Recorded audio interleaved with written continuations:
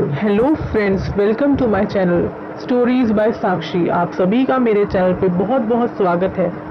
अगर आप मेरे चैनल पे नए हैं तो मेरे चैनल को सब्सक्राइब कीजिए, वीडियो को लाइक कीजिए और हाँ, बेल आइकन को ज़रूर दबाइएगा। तो आज मैं आपको सुनाने जा रही हूँ धोखेबाज दासी की कहानी। दोस्तों, कहानी बहुत ही अच्छी है, प्लीज़ स्किप मत करिएगा और लास्ट तक सुनिएगा। तो चलिए शुरू करते हैं। एक बार की बात है, सूर्यभान नाम का एक राजा था। उसकी एक बेटी थी जिसका नाम सौंदर्य था। वह धीरे धीरे बड़ी होने लगी और शादी के योग्य हो गई। राजा ने अपनी बेटी का ब्याह दूसरे राजा के साथ कर दिया। जब राजा ने कहारों के साथ टोली में बेटी को ससुराल भेजा तो उसके साथ एक दासी भेजी।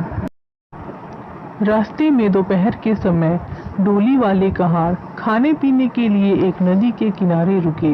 राजा की बेटी का नियम था कि वह रोज नहाने के बाद ही भोजन करती थी, इसलिए वह अपनी दासी के साथ नदी पर नहाने गई। इधर राजा की बेटी कपड़े उतार कर नदी में नहाने लगी, उधर दासी राजा की बेटी के कपड़े पहनकर डोली में जाकर बैठ गई और खाना पीना जल्दी से निपटा कर रथ के साथ आगे बढ़ गई। जब राजा की बेटी नहाकर नदी के बाहर निकली तो उसने देखा कि वहां उसकी दासी नहीं है। दासी नदी किनारे पर एक फटी पुरानी साड़ी छोड़ गई थी। उसे पहनकर वह बेचारी ऊपर आई। आकर देखती है कि वहां ना तो डोली है और ना ही कहार है। राजा की बेटी रोती हुई नंगे पैर चलती, भूखी प्यासी, हैरान और परेशान अपने ससुराल वाले गांव में पहुंच ही गई। वहां जाकर वह राजमहल में दासी की तरह रहने लगी। अपनी सेवा से उसने राजा को बहुत खुश कर लिया।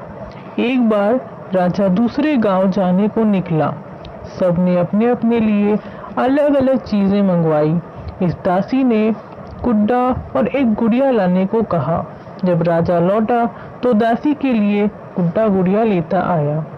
रोज रात होने पर दासी अपने कमरे में जाकर गुड्डा गुड़िया को अपने सामने बैठा लेती और उनको यह कहानी सुनाया करती कि गुड्डा गुड़िया, क्या तुम सुनते हो?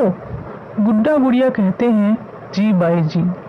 फिर वह कहती है कि मैं थी एक राजा की बेटी, मेरा ब्याह हुआ, फिर मेरे पिता ने मेरे साथ एक दासी भेजी। रास्ते में नदी किनारे बारात कलेवा करने रुकी। मेरा नियम था कि मैं नहाकर ही भोजन किया करती थी, इसलिए मैं दासी को लेकर नदी में नहाने गई। अपने गहने कपड़े दासी को सौंपकर मैं नहाने लगी। फिर दासी रानी बनकर राजा के महल में पहुंची और मैं पीछे रह गई। शर्म के मारे मैंने यह बात किसी से नहीं कही। इसी तरह रोज गुड्डा गुड़िया को अपनी कहानी सुनाया करती। एक दिन राजा दासी के कमरे के पास से निकला और उसने उसे यह कहानी कहते हुए सुन लिया।